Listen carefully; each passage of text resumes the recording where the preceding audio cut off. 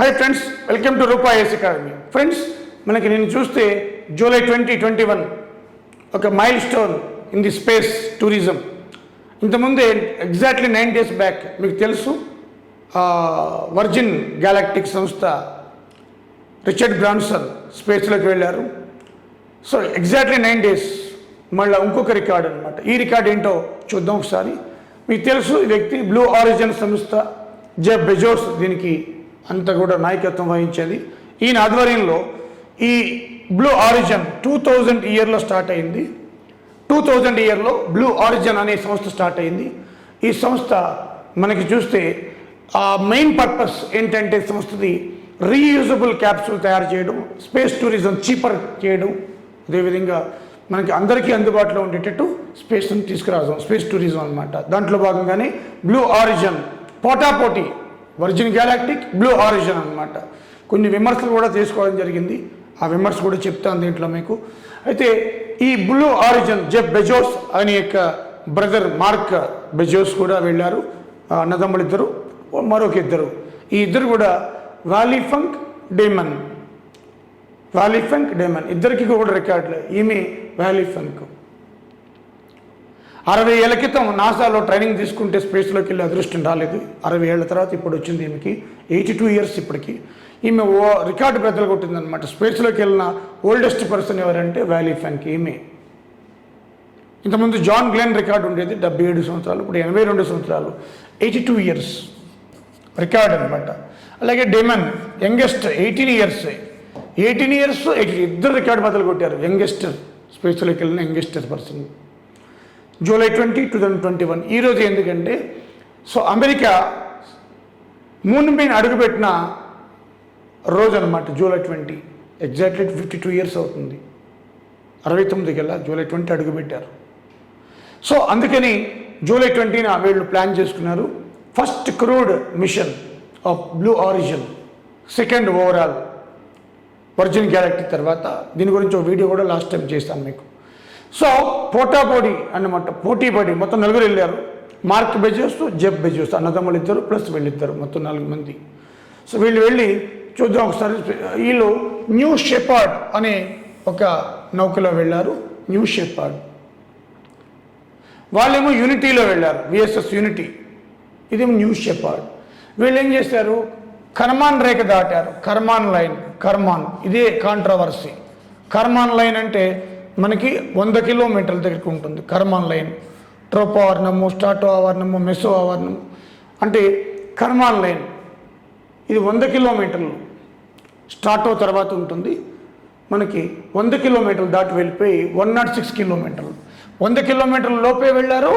మనకి Richard Branson virgin గ్యాలాక్టిక్ అనమాట.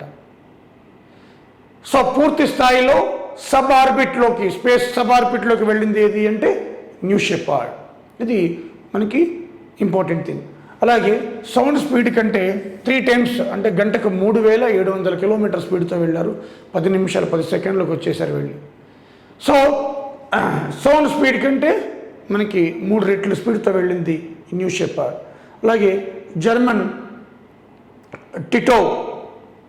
Tito మనకి యంగెస్టర్ 25 yearsకే వెళ్ళాడు. అది డేమన్ బదులు కొట్టాడు. జాన్ గ్లెన్ ఓల్డ్ 77, అది మనకి వాలీ ఫంక్ బదులు కొట్టింది అనమాట. ఈ రికార్డ్ ఇంతకుముందు వీళ్ళిద్దరి పేరున ఉండేది, ఇప్పుడు మనకి వాళ్ళిద్దరూ మనకి రికార్డ్ బ్రేక్ చేశారు. ఈ పోటీ దీన్ని హెల్తీ పోటీ అంటారు. తద్వారా ఏమవుతుందంటే ఈ వర్జిన్ గ్యాలాక్టిక్, బ్లూ ఆరిజిన్ ఈ రెండు కూడా ఇలా స్పేస్లోకి టూరిస్టులు తీసుకెళ్ళడం వల్ల స్పేస్ టూరిజం డెవలప్ అవుతుందన్నమాట. ఈ కాంపిటీషన్ వల్ల ఏమవుతుందంటే మనకి సామాన్య ప్రజలు కూడా ఈ బస్సుల్లో ట్రావెల్ చేసినట్టు వోల్వో బస్సుల్లో మనకి వీళ్ళు కూడా స్పేస్లోకి ట్రావెల్ చేసి హ్యాపీగా స్పేస్ టూరిజం ప్రతి దేశంలో కూడా స్టార్ట్ అయిపోతుంది. సో స్పేస్ అందరిది కాబట్టి అందరూ చూసే అనుభూతిని పొందే అవకాశం కలుగుతుంది. హెల్తీ ఈ యొక్క కాంపిటీషన్ మీ ఇతర దేశాలు కూడా ఇదే బాటలో నడుద్దా అనుకుందాం. ఇప్పుడు ఇంకా ఈజీ అవుతుంది, ఇంకా కాంపిటీషన్ పెరుగుతుంది. ప్రస్తుతానికి ఈ 2 సంస్థలే పోటీ పడుతున్నాయి, Virgin Galactic, Richard Branson, Jeff Bezos and Blue Origin. Okay friends, so ఇది ఒక బర్నింగ్ ఇష్యూగా మనకి న్యూస్లోకి వచ్చింది. సో మన ఎగ్జామ్ పాయింట్ ఆఫ్ వ్యూలో ఏంటంటే what is the difference in between Virgin Galactic and Blue Origin. But ఇక్కడ Blue Origin cross Karman line.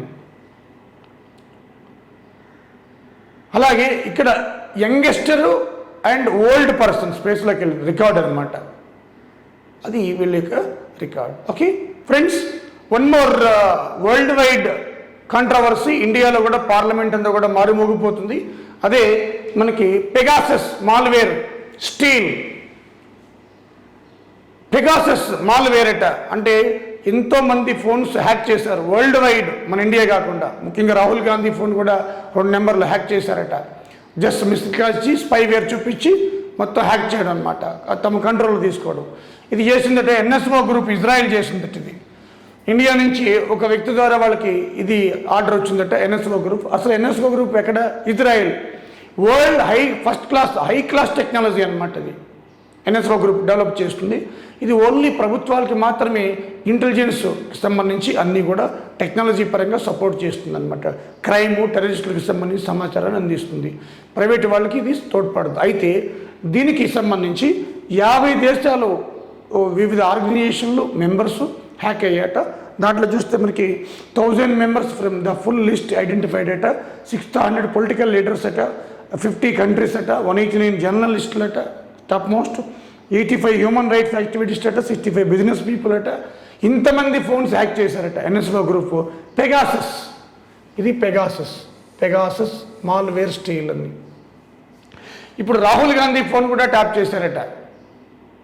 అలాగే ఇప్పుడున్న బీజేపీ మినిస్టర్ ఫోన్ కూడా ట్యాప్ చేశారట 2017లో. ఇది 18-19లో జరిగిందట. పెద్ద దుమారం లేపుతుంది ఇప్పుడు. So world wide. అయితే సౌదీ జర్నలిస్ట్ జమాల్ ఖషోగ్గి చనిపోయారు 2018లో, టర్కీలో చనిపోయారు. సో ఈయన చనిపోవడం కూడా మనకి ఈయన ఫోన్ కూడా ట్యాప్ చేశారట.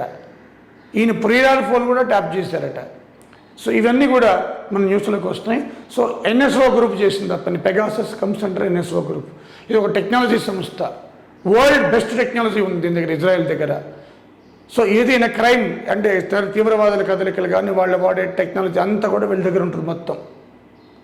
సో వీళ్ళు సపోర్ట్ చేస్తారనమాట ఇంటెలిజెన్స్కి కానీ దేనికైనా కూడా. సో అది న్యూస్లోకి వచ్చింది మనకి. చూస్తే మనకి స్పైవేర్ అంటే ఏంటి?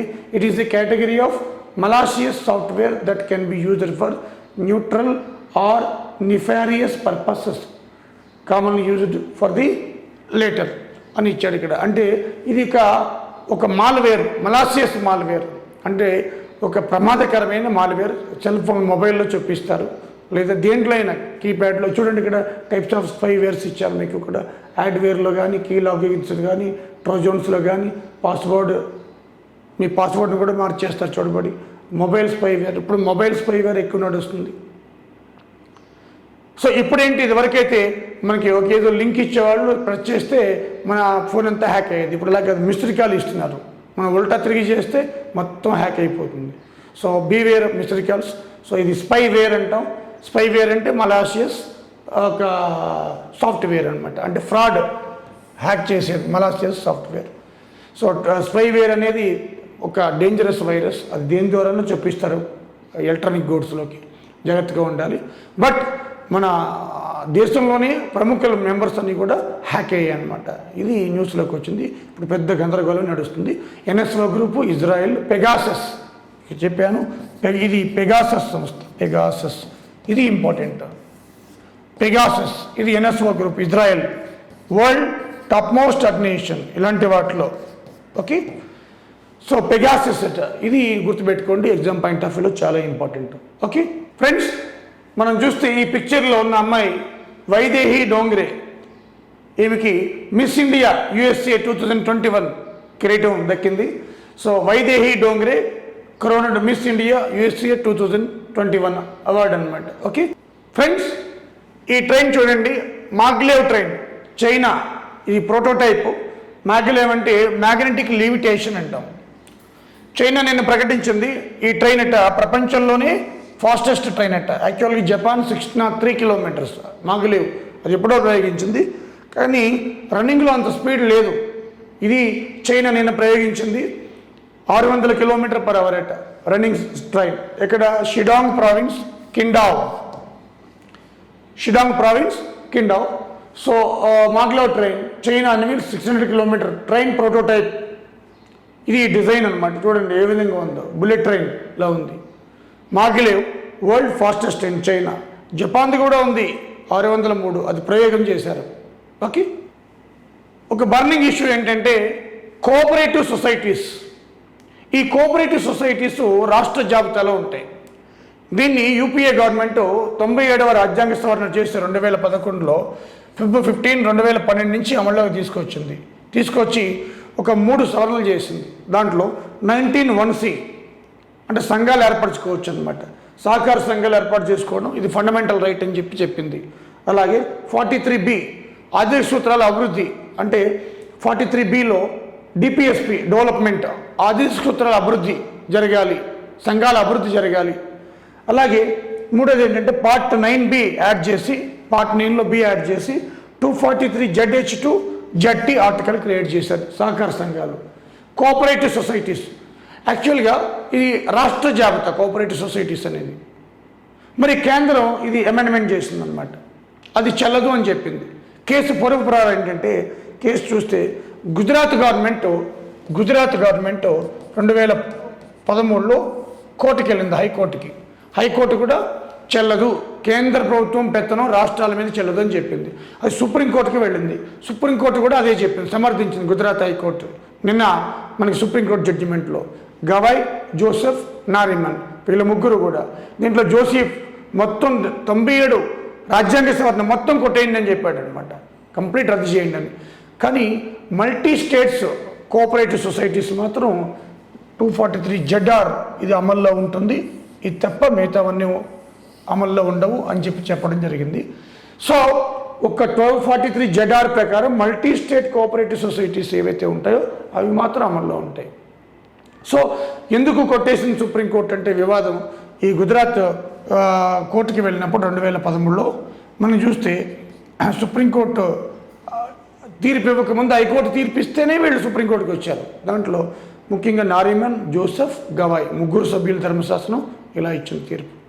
అయితే రాష్ట్రాల అంశం కాబట్టి కోఆపరేటివ్ సొసైటీస్ 368 ఆర్టికల్ ప్రకారం రాష్ట్రాల అంశంలో ఏదైనా చట్టం చేయాలి అంటే, అమెండ్మెంట్ చేయాలంటే రాజ్యాంగ సవరణ, అది